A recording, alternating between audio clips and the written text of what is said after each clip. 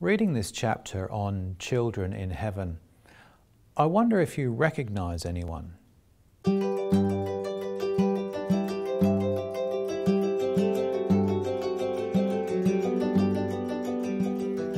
paragraph 341, Swedenborg writes, "The innocence of little children has been represented to me as a wooden sort of thing, almost devoid of life, which becomes vivified as they are perfected by cognitions of truth and affections of good."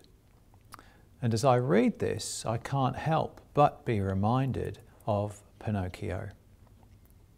The Adventures of Pinocchio was written by Carlo Collodi and published in 1883, and they were animated by the Walt Disney Studios in 1940. It follows the adventures of a wooden puppet as he seeks to become a real boy.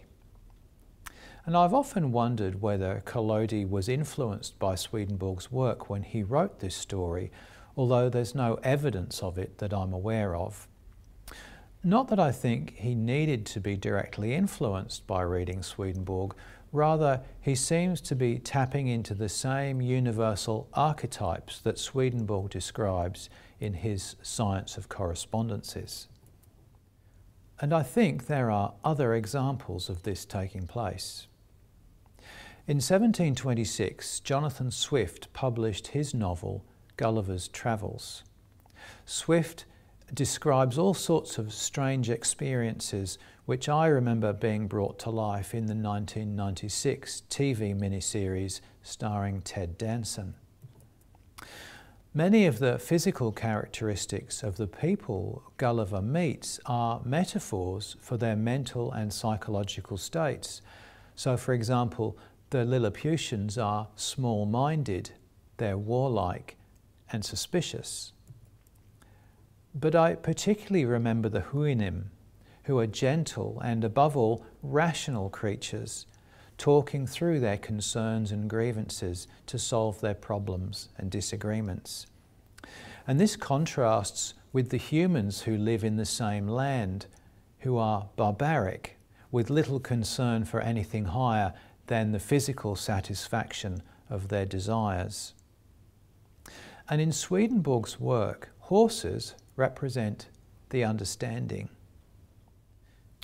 Note that Jonathan Swift's book was published 23 years before Swedenborg would begin sharing his exploration of the human subconscious through Heavenly Secrets or Arcana Celestia.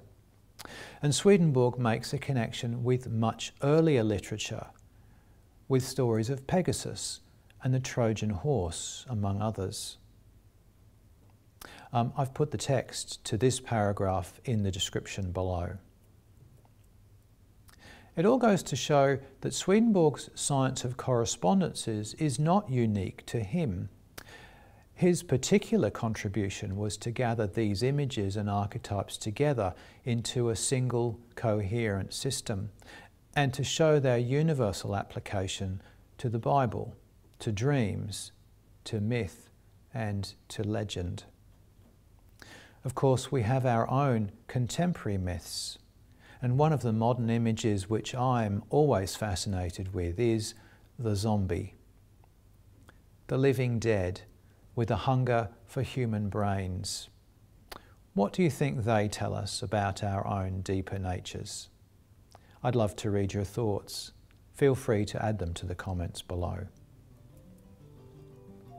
As always, you're welcome to read along with us or read ahead if you prefer.